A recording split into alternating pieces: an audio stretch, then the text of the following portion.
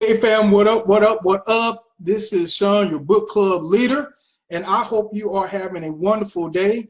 If you would go to hr40petition.com and sign the petition for reparations if you have not done that already. And if you're watching this on YouTube, please, please, please subscribe to the channel. The channel is www.shawneehill.com. It will take you right to my YouTube channel. Well, I'm not going to be here long with you today. I have just a few things I want to share with you. So the question comes before us is, are you cheating on hashtag ADOS? Now, what do I mean by that? Now, let me say first and foremost, this is only for those that are part of the ADOS movement. So if you're not part of the ADOS movement, obviously you couldn't be cheating on it. It's like being in a relationship. How could you cheat on somebody that you're not in a relationship with? So if that's not you, then this message does not apply. But if you are part of the movement, and I'll talk to you a little bit later how you can become part of the movement if you're not already. But if you are, I just want to challenge you today. And ask you, are you stepping out? Are you cheating on the ADOS movement? I know, what do you mean by that? I don't understand. How could I be cheating on the movement? Well, let me say this. The greatest enemy to any movement or revolution is not the enemy. It's not the other enemy. It's not the opponent. It's not the opposition. It's comfort. It's being comfortable. Not being satisfied. Now, there's a difference between being satisfied and being comfortable. The greatest enemy to any movement or revolution is comfort. And I know we do a lot of studying as ADOS, and I know we know a lot of data, but for many of us, it's like having a third part, out-of-body experience. In other words, we understand the data, we know how bad the black situation is, but it's not personal for us. It's not real for us. It's not emotional for us. So when that happens, then it's easy to know it here and not feel it here.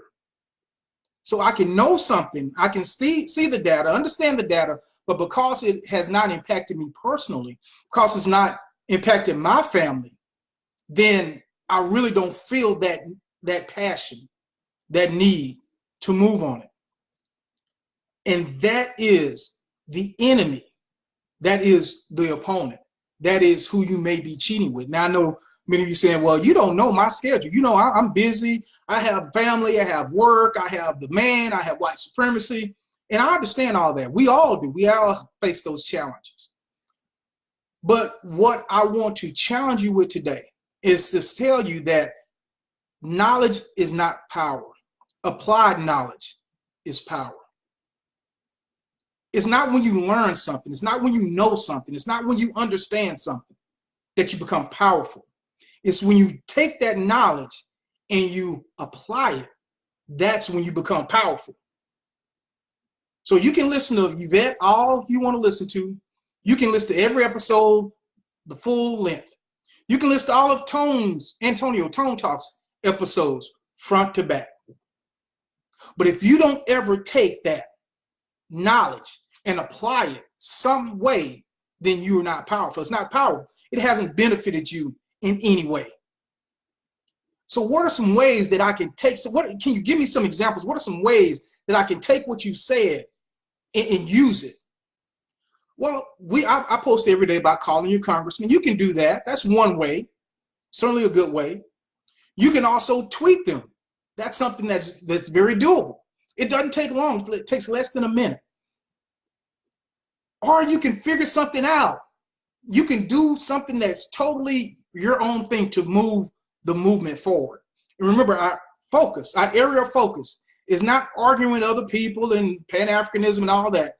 Our area of focus is reparations, ending mass incarceration, and closing the racial wealth gap. Let me ask you this. Are you giving the best of yourself to the movement?